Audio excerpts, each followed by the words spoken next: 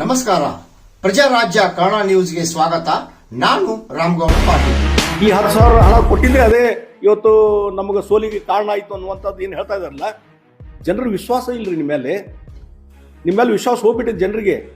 ಇವತ್ತು ನರೇಂದ್ರ ಮೋದಿ ಅಂತ ಒಬ್ಬ ನಾಯಕತ್ವ, ನಿತೀಶ್ ಕುಮಾರ್ ಉತ್ತಮ ಆಡಳಿತ ಕೊಟ್ಟಂಥವ್ರಿಗೆ ಅವ್ರ ಮೇಲೆ ವಿಶ್ವಾಸ ಇಟ್ಟು ಅವ್ರು ಇವತ್ತು ಈ ರೀತಿ ಜೈಬೇರಿ ಕೊಟ್ಟಿದ್ದಾರೆ.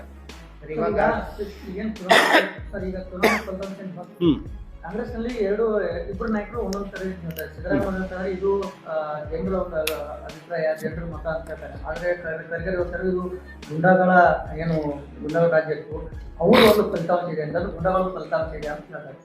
ನೋಡಿ, ಅದೇ ಈಗ ಕಾಂಗ್ರೆಸ್ನಲ್ಲಿ ಇಲ್ಲಿ CM DCM ಹೇಳಿಕೆ ತಗೊಳ್ರಿ, ಆಯಿತು ಪ್ರಜಾತಂತ್ರ ವ್ಯವಸ್ಥೆಯಲ್ಲಿ ಜನ ತೀರ್ಪು ಕೊಟ್ಟಿದ್ದಾರೆ, ನಾವು ತಲೆಬಾಗ್ತೀವಿ ಅನ್ನುವಂಥದ್ದು ಸಿಂಪಲ್ ಹೇಳಿಬಿಟ್ರು.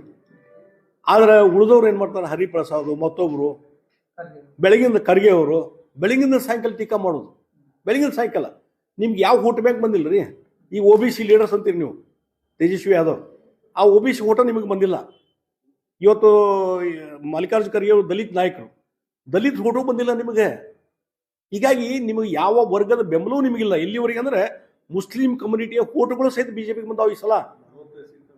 ಅದನ್ನ ಅರ್ಥ ಮಾಡ್ಕೊಳ್ರಿ. ಎಲ್ಲಿ 45 ಮುಸ್ಲಿಂ ಪ್ರಾಬಲ್ಯ ಇರುವಂಥ ಕ್ಷೇತ್ರ, ಎಲ್ಲಿ 17, 18, 20, 40 ಕೆಲವೊಂದು ಏರಿಯಾದಲ್ಲಿ 40% ಪಾಪ್ಯುಲೇಷನ್ ಇದೆ ಅವ್ರದ್ದು, ಅದು ವೋಟರ್ಸ್ ಅದಾರ.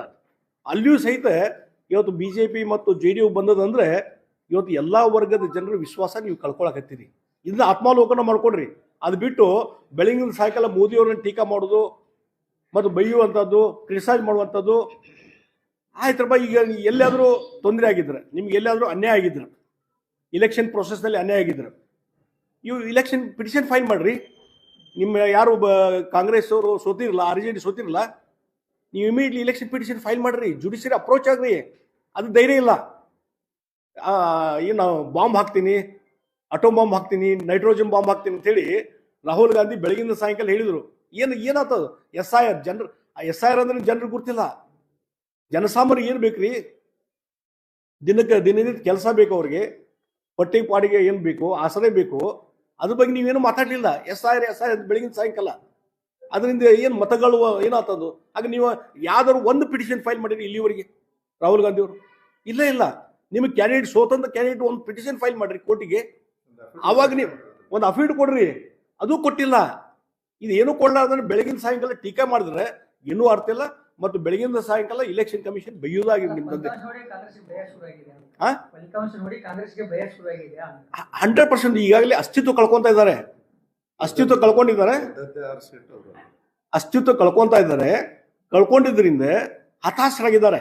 ಹತಾಶರಾಗಿ ಏನೊಂದು ರೀಸನ್ ಬೇಕಲ್ಲ ಅದಕ್ಕೆ. ಜನರ ವಿಶ್ವಾಸ ಎಲ್ಲಿ 6 ಸೀಟ್ ಎಲ್ಲಿದೆ? ಕಾಂಗ್ರೆಸ್ ಪರಿಸ್ಥಿತಿ ನ್ಯಾಷನಲ್ ಪಾರ್ಟಿ ಅದೊಂದು, ಇಡೀ ದೇಶವನ್ನು 50-60 ವರ್ಷ ಆಡಳಿತ ಮಾಡಿದ ಪಾರ್ಟಿ ಅದು ಕಾಂಗ್ರೆಸ್. ಇವತ್ತು 6 ಸೀಟ್ ಬಿಹಾರದಲ್ಲಿ ಅಂದ್ರೆ ನಾಚಿಕೆ ಬರಬೇಕು ಇವರಿಗೆ. ಸರ್, ಇವಾಗ ಬಿಹಾರದಲ್ಲಿ ತಾವು ಹೆಚ್ಚಿನ ಸೀಟ್ಗಳನ್ನ ಈಗ ನೇತೃತ್ವದ ಬಗ್ಗೆ ಚರ್ಚೆ ಆಗ್ತಾ ಇದೆ. ಬಿಹಾರದಲ್ಲಿ BJP ಪ್ರಥಮವಾಗಿ ಮುಖ್ಯಮಂತ್ರಿಯನ್ನು ನಿರ್ತಾರೆ ಅಥವಾ ಅಲಯನ್ಸ್ ನಲ್ಲಿ ಇರುವಂತದ್ದು ಗೊಂದಲ ನಿವಾರಿಸುವಂಥದ್ದು? ಯಾವುದೇ ಗೊಂದಲ ಇಲ್ಲ. ಈಗ ಅಲ್ಲಿ ಹೆಚ್ಚು ಕಮ್ಮಿ ನಮ್ಮ ಲೀಡರ್ಸು ಇಲೆಕ್ಷನ್ ಮುಂಚಿನ ಹೇಳಿದ್ದಾರೆ. ಅಲ್ಲಿ ಉಪಮುಖ್ಯಮಂತ್ರಿ ಇದ್ದಂಥವ್ರು ಎಲ್ಲರೂ ನಿತೀಶ್ ಕುಮಾರ್ ಅವರ ನೇತೃತ್ವದಲ್ಲಿ ಚುನಾವಣೆ ಮತ್ತು ಅವ್ರು ಆರಿಸಿ ಬಂದರೆ ಅವರೇ ಮುಖ್ಯಮಂತ್ರಿ ಅಂತ ಹೇಳಿ. ಅದರಲ್ಲಿ ಯಾವುದೇ ಗೊಂದಲ ಇಲ್ಲ. ನನ್ನ ಪ್ರಕಾರ ಯಾವುದೇ ಗೊಂದಲ ಇಲ್ಲ. ಮತ್ತು ಯಾರೂ ನಮ್ಮ ನ್ಯಾಷನಲ್ ಲೀಡರ್ಸ್ ಆಗಲಿ ಮತ್ತೊಬ್ಬರಾಗಲಿ ನಿತೀಶ್ ಕುಮಾರ್ ಬಿಟ್ಟು ಮತ್ತೊಬ್ಬರು ನಾವು ಮುಖ್ಯಮಂತ್ರಿ ಮಾಡ್ತೀವಿ ಅಂತ ಎಲ್ಲಿನೂ ಹೇಳೇ ಇಲ್ಲ. ಈ ಗೊಂದಲ ಅನ್ನುವಂಥದ್ದು ಅವಶ್ಯಕತೆನೇ ಇಲ್ಲ. ತಮ್ಮ ಪಾರ್ಟಿಯಲ್ಲೂ ಅವರ ಆರೋಗ್ಯದ ಬಗ್ಗೆ ಬಹಳ ಚರ್ಚೆ ನಡೆದಿದೆ.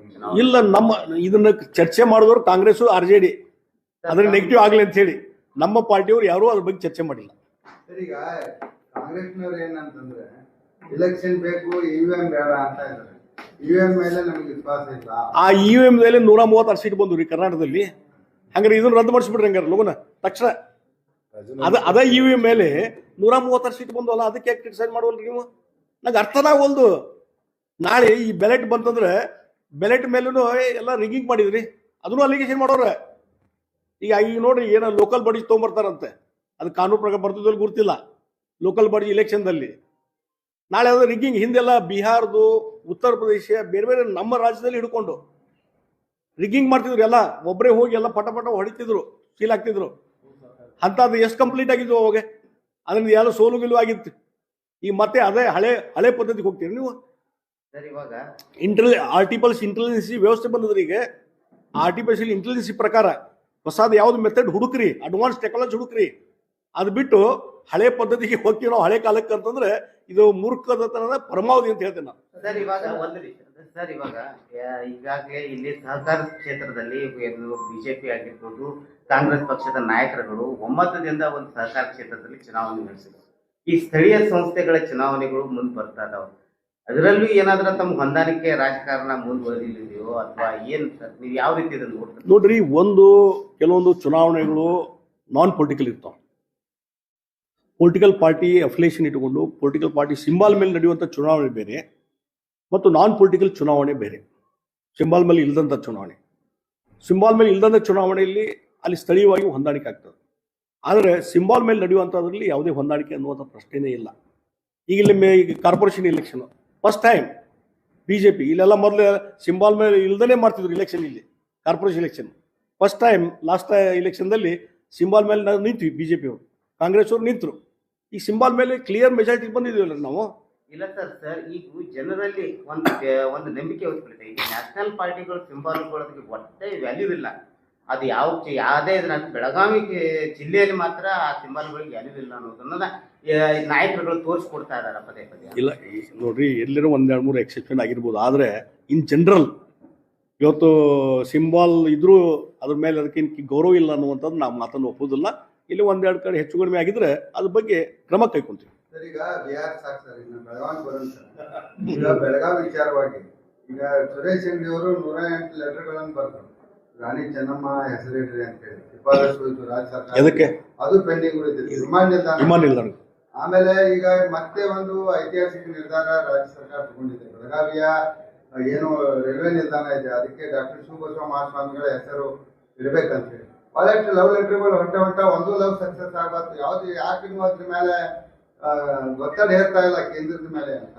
ಇಲ್ಲ, ಅದು ನನ್ನ ಗಮನಕ್ಕೆ ಬಂದು ಈಗ ಅದ್ರ ಬಗ್ಗೆ ನಾನು ಹಿಂದೆ ಸಿವಿಲ್ ಅವೇರ್ನೆಸ್ ಮಿನಿಸ್ಟ್ರಿಗೂ ನಾನು ಈಗಾಗಲೇ ಅವರಿಗೆ ವೈಯಕ್ತಿಕ ಭೇಟಿಯಾಗಿ ಹೇಳಿದ್ದೇನೆ.